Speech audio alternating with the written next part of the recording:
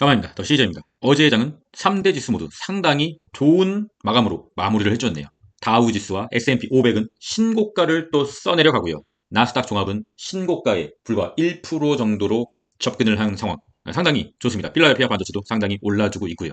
공포지수 다시 익스트림 그리드. 이제는 우리의 주식벼가 상당히 무르익어 가고 있는 것 같습니다. 여러분 잘 참으셨어요. 푸드크롭션 다시 0.70 근실 내에 뭐라고 했죠? 이러한 쌍바닥의 푸드앤코옵션을 보여주면은 3배 레버리지를 상당히 많이 익절을 해야 한다. 그 순간이 올지 안 올지는 정확하게 판단할 수 없으나 제가 판단하기에 현재도 충분히 S&P 500과 다우지수와 최고점이고 나스닥도 최고점 대비해서 1% 차로 접근한 상황이기 때문에 지금부터도 사실상 약간의 익절은 해도 괜찮은 구간입니다. 그러나 올 매도는 안 되죠.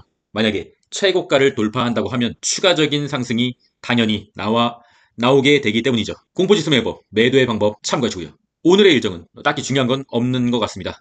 환을 체크하겠습니다. 이렇게 좋은 상황에서 약간의 초를 치는 말을 드려서 조금 죄송하오나 환율과 주식은 약간 반비례 관계에 있죠. 환율이 일목균형표를 돌파하면서 차트를 완연하게 상방으로 돌린 모습입니다.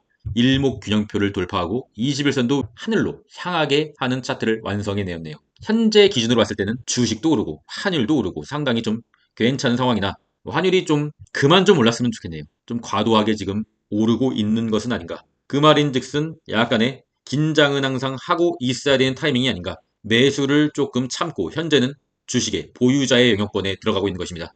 US100 나스닥 지수차 1봉이죠.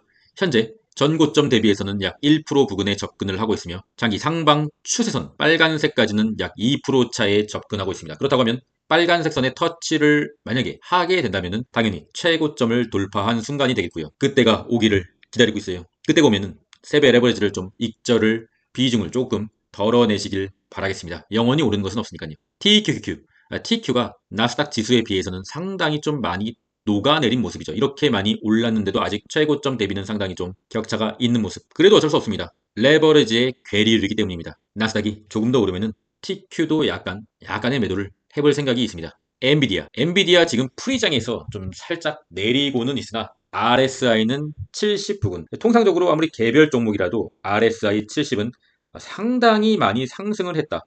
라고 볼 수가 있는데 개인적으로 이 차트의 모습에서 이 자리가 엔비디아의 최고점이라고는 보기에는 약간 좀 모자르다. 뭔가 이 극도의 어떤 탐욕적인 모습이 나도 모르게 매수에 들어가는 1% 먹으려고 1, 2% 먹으려고 나도 모르게 매수 버튼을 누를 만한 계급등의 캔들이 아직 나오지가 않았다. 이때도 계급등의 캔들이 나오고 쭉 조정을 줬죠. 굉장히 좀 이러한 안 사고는 못 빼기는 캔들이 한번 나와줘야 엔비디아의 단기 고점이 아닌가. 저는 좀 그렇게 생각하고 있습니다. 그 지점은 RSI가 그래도 한 75 정도는 돼야 되지 않느냐. 그래서 일단 속스를 홀딩을 하고 있습니다. 속스 X의 차트도 보면은 오랫동안 8월 내내 한 3달간 한 2달간 뚫지 못했던 이 지점을 이 유의미한 가격을 어제 좀 돌파하고 현재 프리장에서 다시 한번 내리기는 하지만 일단은 이 금액을 좀 넘겨줬다는 것에 상당히 좀 괜찮다고 보고 있어요. 그래서 아직 속슬의 단기 물량은 매도를 하지 않았다. 조금 더 일단 뭐 괜찮은 수익권이니까 일단은 좀 홀딩의 개념으로 가고 있습니다.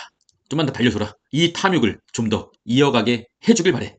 테슬라로 다시 복귀를 해주면서 하지만 파란색 선 물론 내려오고 있는 파란색 선이긴 하지만 그래도 여기를 지켜준다는 것은 추가적인 급락이 좀 나오지는 않지 않겠느냐. 일단은 좀 다져야 된다고 생각합니다. 이 부분을 조금 다진 후에 매물을 좀 만들어내고 다시 한번 올라주면 좋겠으나 일단은 좀 투심은 많이 좀 사그라든 상태. 테슬라 같은 경우는 이 나스닥의 추이를 전혀 신경 쓰지 않는 완전한 다른 영역의 종목인 것 같습니다. 나스닥이 현재 굉장히 좋은데 테슬라는 혼자도 쳐내리고 있는 모습. 뭐 이때 같은 경우는 나스닥이 그렇게 좋지 않았으나 테슬라 혼자 올랐죠. 이 테슬라는 뭔가 좀 다른 시각으로 접근을 해야 됩니다. 그 패턴을 이 개인인 우리가 완벽하게 예측할 수는 없으니까 테슬라 같은 경우는 좀 중장기적으로 보유할 자들만 현재 매수가 가능하다.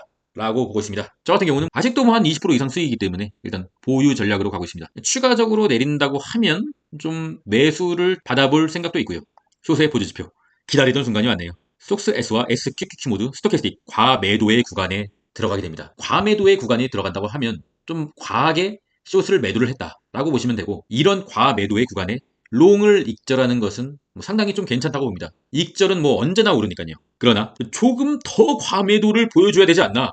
말했잖아요. 숏이 지옥과 키스하는 날에 롱의 물량을 약간 덜어내야 된다. 아직 살만할걸요, 숏은. 지옥으로 가라. 숏. 키움전사의 일간순 매수. DJT. DJT. 지금 매수하는 것은 좀 추천드리지 않고요. 너무 많이 올랐어요. 저점 대비 한 200% 올랐더라고요. 지금 포모에 시달려서 DJT를 좀 매수하는 것은 약간 좀 참아내야 되지 않나. 그리고 쏙3 2위라는 것은 좀 오늘 밤은 조금 쏙3 쉬어갈 타이밍이 되지 않았나. 하루 정도는 뭐 쉬어가도 뭐 나쁘지 않다고 생각해요. 그리고 TMF 좀 괜찮은 구간에 좀 들어서고 있는 것 같습니다. TMF 계속적으로 관심을 가지고 있습니다. SQQQ 좀 빨리 올라와야 줘야 되고요. 코인의 공포지수 65. 찔끔 올랐는데 바로 또 그리드.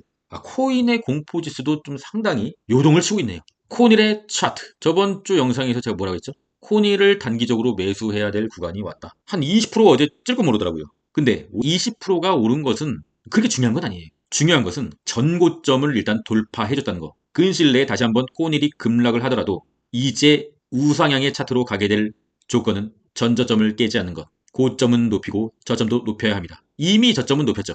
이때보다 더 높은 가격에서 지지를 받고 상승해줬잖아요. 그러면 코닐이 지금 현재 차트는 어떤가? 볼린저 밴드를 돌파해버렸잖아요. 통상적으로 볼린저 밴드를 돌파하면은 다시 볼린저 밴드 안으로 들어와야 된다는 거죠. 그러니까 코닐을 아무리 지금 높은 가격에 물리셨더라도 지금 포모에 시달려서 물을 타기보다는 조금 더 기다려보는 게 낫지 않겠냐. 어제 너무 많이 올라가지고 좀 적당히 그냥 찔끔찔끔 올랐으면 좋았을 텐데 너무 많이 올라가지고 볼린저 밴드를 뚫어버렸어요. 그러면은 단기적인 조정이 올 수도 있겠다라고 생각해 보시는 게 좋죠. 저 같은 경우는 그래도 그냥 홀딩할 겁니다. 원래 저는 조정을 쳐맞고 추후에 있을 상승을 즐기는 타입이니까요. 일단 코닐이 어제 전고점을 뚫어줬다는 것은 상당히 긍정적이라고 볼 수가 있죠. 보여줘, 네가 어떤 놈인지. 마라의 차트. 마라는 좀 힘의 가리가 없이 어제 좀 상당히 좀 전고점도 뚫지 못했는데 윗꼬리를 달면서 내려온 모습. 마라가 좀 이 코인 관련주, 코인베이스 마라, MSTR 중에서 좀 제일 약한 것 같아요. 마라를 그냥 안 살 걸 그랬나? 그래도 저 같은 경우는 일단은 마라는 수익 중이기 때문에 일단 홀딩의 개념으로 가고 있으나 마라 좀 약하네요. 추가적으로 내려오면은 마라를 이 보라색 선에서 지지를 하는지 지켜보고 추매를 할 의향은 여전히 있습니다. 일단 상승 추세의 초입으로 갈 수도 있는 가능성이 있는 차트이기 때문입니다. MSTR 같은 경우는 어제 큰 폭으로 좀 고점 대비해서 큰 폭으로는 좀 내렸지만 일단은 MSTR의 캔들 자체가 이 차트는 일봉이지만 주봉으로 봤을 시 주봉 볼린저 밴드 둥둥이었어요. MSTR을 이 고점에서 포모에 시달려서 매수하신 분들은 없겠죠. 더 시저의 가족 중에서. 그래도 더 시저는 MSTR이 좀 잔여 물량이 좀 남아있는데 한 40% 수익이다.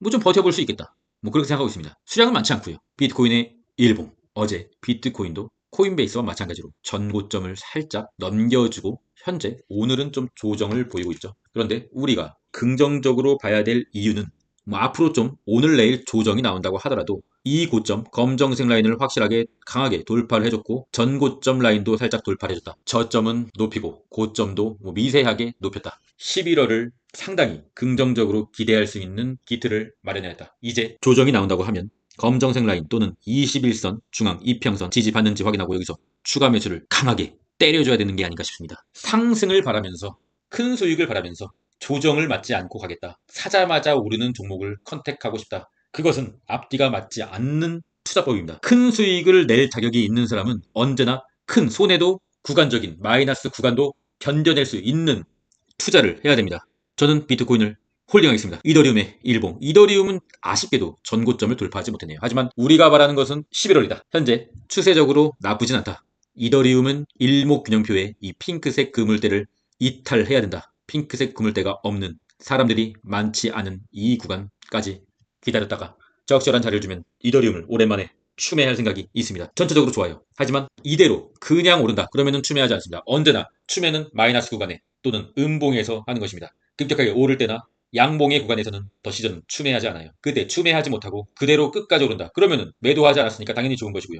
양봉에서 추매하면은 추후에 음봉이 나왔을 시 큰 후회를 하게 된다. 투자를 하면서 굉장히 많은 시행착오를 겪은 후에 더 시저가 내린 결론입니다. 상승 추세가 유지된다고 하면 매수는 반드시 눌림목 또는 음봉이다. 더 시저스 멤버십 쉽게 가자 은희리님 새롭게 멤버십에 가입해 주셨고요. 상당히 감사드리고요. 세우 앤드류님 음료수 후원 상당히 감사드립니다. 잘 마시도록 하겠습니다. 새로 가입하신 분들은 고정 댓글 링크를 확인하셔 멤버십의 혜택을 누리시길 바라겠습니다. 자신이 장투 성향이다. 일희일비하지 않는다. 그러면 장교 멤버십 단타도 하고 싶다. 그러면 UDT 멤버십 가입해주시면 최선을 다해보도록 하겠습니다. 더 시저 구독자 방은 260명이 입장해 주셨고요. 패스워드는 431 투자에 도움이 되는 정보를 공유하면서 투자 생활을 이어갑시다. 시장은 감정적이지만 당신은 이성적이어야 한다. 어제 같은 경우는 상당히 비트코인과 나스닥이 좋은 모습을 보여줬죠. 그렇다고 하면 사실상의 좋은 매수 타이밍은 저번 주였던 거죠. 현재는 보유자의 영역권에 상당히 들어가고 있습니다. 물론 보유자의 영역권이라는 것도 단기적인 보유자의 영역권이고요. 여기서 나스닥이 더 오른다고 하면 더 시저는 약간의 분할 매도를 할 생각이 있습니다. 그 선택이 옳은 것이라고는 강하게 말씀드릴 수가 없어요. 하지만 더 시저는 돈을 버는 방법으로 지금껏 하고 있었고 너무 욕심부리지 말고 계속적으로 돈을 버는 방법으로 주식 투자에 임하겠습니다. 그럼 전 오늘 밤 상당히 좀 상승을 기원하면서 끝까지 하겠습니다. 이상입니다.